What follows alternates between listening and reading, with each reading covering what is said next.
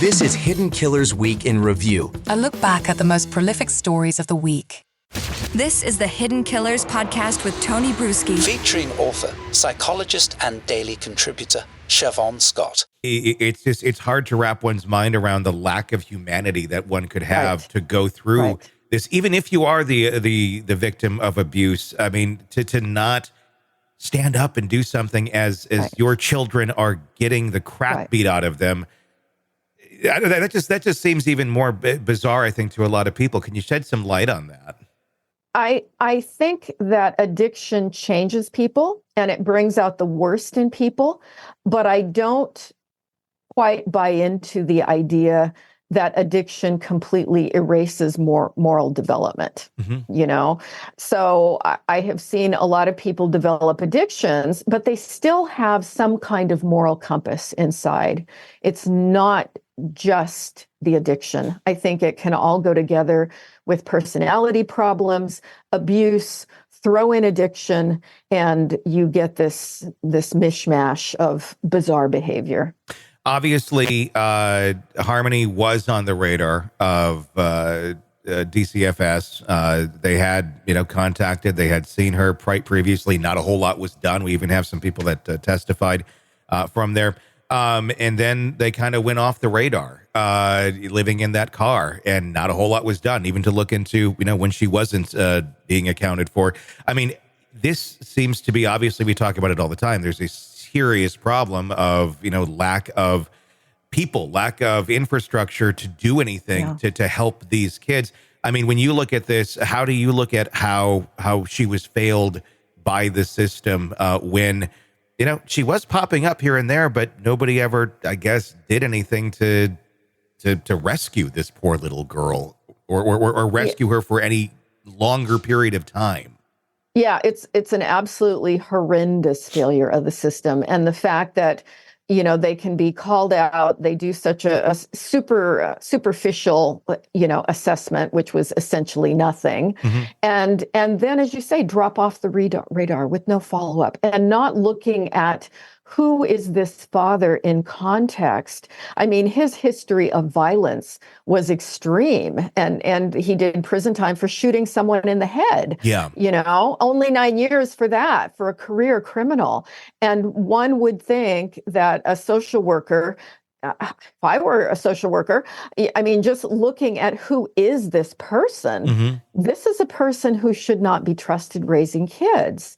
And, the fact that we don't staff these agencies and build that in is really, it's on all of us that we don't demand more change. Was that an effect of viewing Adam as a proper parent versus obviously versus her mother, or versus the foster home that she was in, which the foster mother seemed lovely. She was on the stand talking about it. She's heartbroken by everything.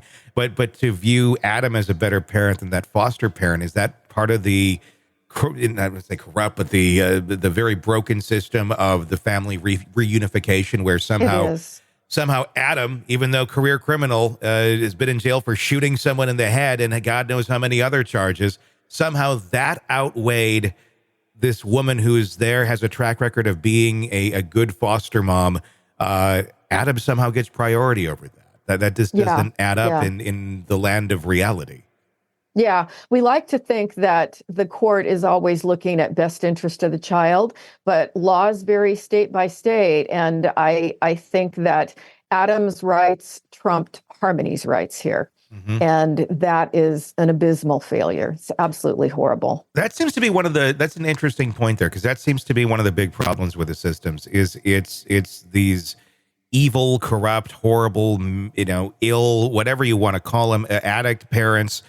Their rights seem to trump everything in situations like this. Over other family members, over grandparents, over foster parents, over anyone, that you get your kids back.